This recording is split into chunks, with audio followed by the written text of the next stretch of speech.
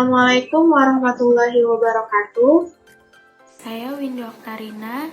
Saya Khailia Naswa. Di video kali ini saya akan membahas tentang pengertian manajemen risiko, karakter manajemen risiko dalam Islam, dan yang terakhir yaitu dampak dan risiko pada perbankan syariah.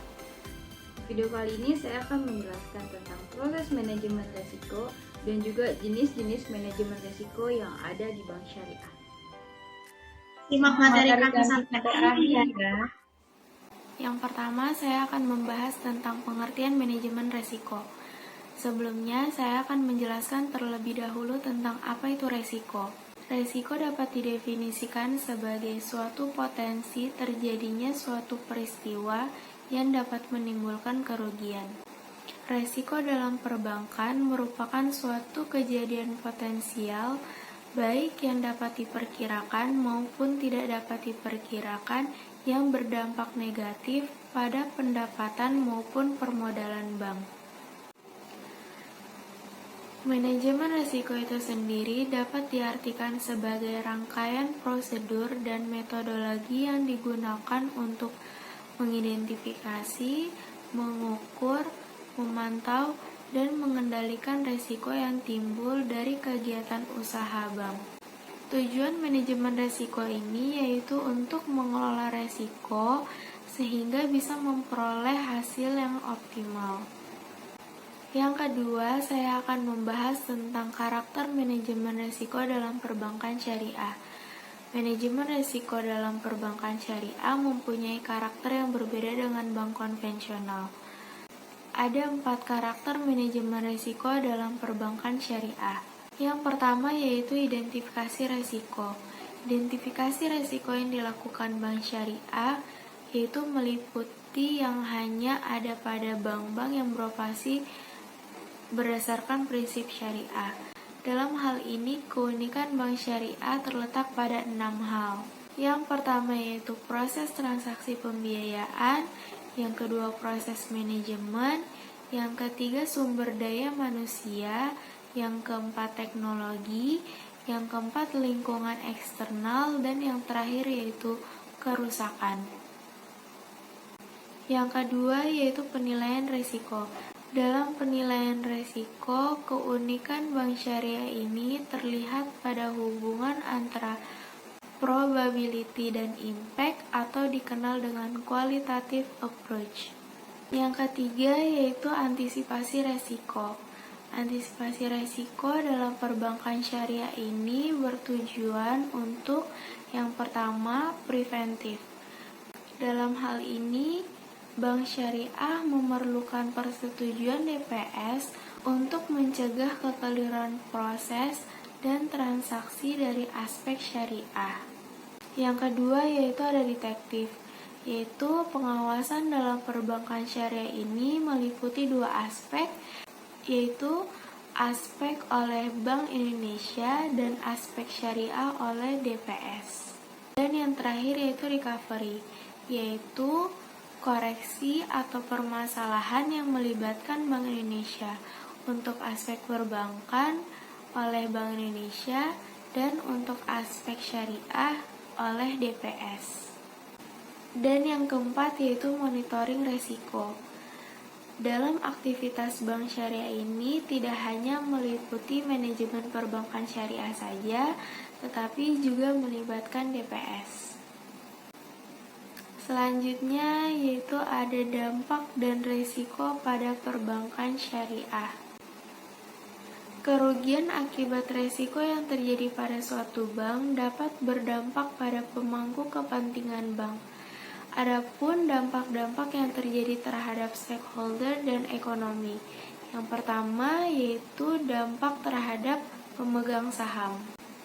Pengaruh resiko kerugian terhadap pemegang saham yaitu terjadinya penurunan nilai investasi yang berpengaruh terhadap penurunan harga atau penurunan keuntungan. Turunnya harga saham berarti turunnya kesejahteraan pemegang saham.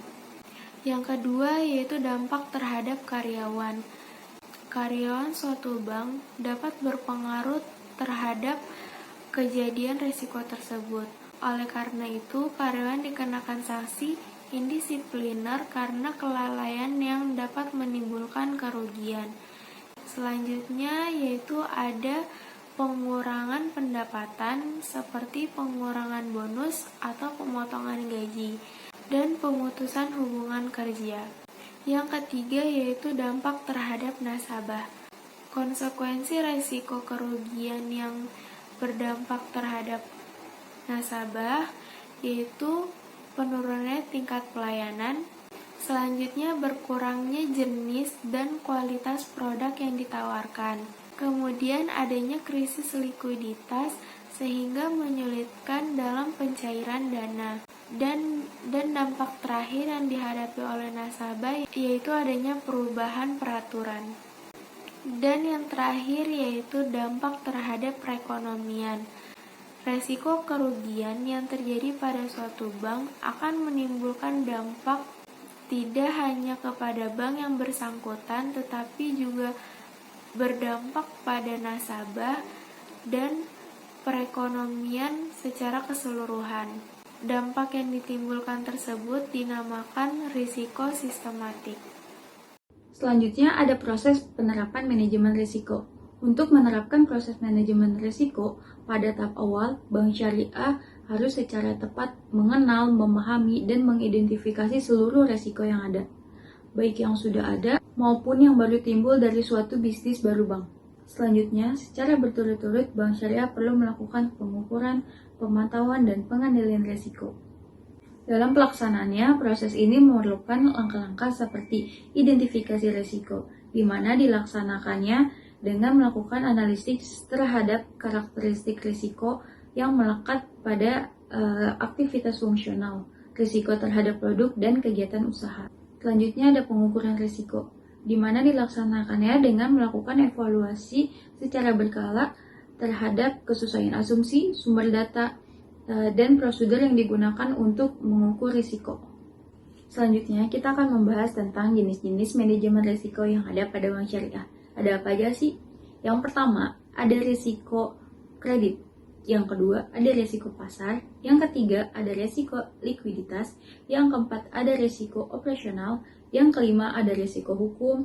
Yang keenam, ada risiko kepatuhan. Yang ketujuh, ada risiko reputasi. Dan yang terakhir, ada risiko strategik. Kita bahas dari yang pertama dulu ya, yaitu ada risiko kredit. Risiko kredit yaitu di mana nasabah tidak mampu memenuhi kewajiban keuangannya sesuai kontrak atau kesepakatan yang telah dilakukan.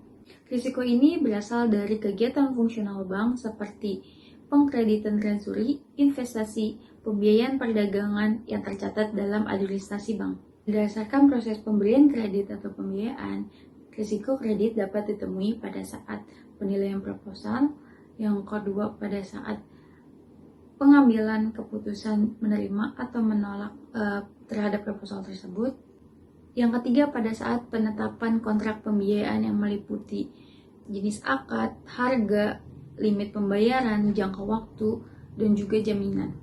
Yang keempat pada saat periode penyelesaian kontrak, dan yang kelima pada saat pemutusan kontrak. Yang kedua, risiko pasar. Risiko pasar adalah risiko kerugian karena naik turunnya neraca yang muncul akibat pergerakan pasar modal. Risiko pasar dapat terjadi pada trading book dan banking book. Pada trading book, dampak risiko pasar langsung mempengaruhi laba rugi atau modal. Sedangkan pada banking book, dampak risiko pasar secara tidak langsung mempengaruhi perolehan nilai ekonomis dari modal. Risiko ini merupakan risiko gabungan yang terbentuk akibat perubahan suku bunga, perubahan nilai tukar, serta perubahan lainnya yang menentukan harga pasar saham, ekuitas, dan komoditas. Yang ketiga, risiko likuiditas. Risiko likuiditas yaitu risiko terjadinya kerugian yang merupakan akibat dari adanya kesenjangan antara sumber pendanaan yang berjangka pendek dan aktiva yang pada umumnya berjangka panjang. Yang keempat, ada risiko operasional. Risiko operasional merupakan risiko kerugian yang terjadi akibat dari tindakan manusia, proses, infrastruktur, atau teknologi yang mempunyai dampak bagi operasional bank. Yang kelima, ada risiko hukum. Risiko hukum adalah risiko yang muncul dari potensi terjadinya pelanggaran kontrak. Risiko hukum sering timbul karena terjadinya ketidakpatuhan atau pelanggaran terhadap undang-undang, peraturan, regulasi, atau praktek yang sudah ditentukan. Atau ketika hak dan kewajiban hukum pihak-pihak yang bertransaksi tidak ditetapkan secara baik. Yang keenam, risiko reputasi. Risiko reputasi merupakan risiko kerusakan potensial akibat dari opini negatif publik terhadap kegiatan bank, sehingga bank mengalami penurunan jumlah nasabah atau menimbulkan biaya yang besar karena gugatan pengadilan atau penurunan pendapatan bank. Rumor pasar atau persepsi publik merupakan penyebab yang signifikan dalam menentukan tingkat risiko reputasi. Yang ketujuh, ada risiko kepatuhan. Risiko kepatuhan adalah risiko akibat bank tidak mematuhi atau tidak melaksanakan peraturan perundang-undangan atau ketentuan yang telah berlaku. Yang kedelapan, ada risiko strategik. Risiko strategik adalah risiko karena ketidaktepatan dalam pengambilan dan pelaksanaan suatu kegiatan yang strategik, serta kegagalan dalam mengantisipasi perubahan lingkungan bisnis. Akibat dari keputusan yang tidak tepat ini, bank harus mengeluarkan biaya yang besar dan juga gagal dalam mencapai target bisnisnya. Sekian materi manajemen risiko yang dapat kami sampaikan. Kurang lebihnya mohon maaf. Wassalamualaikum warahmatullahi wabarakatuh. Wabarakatuh.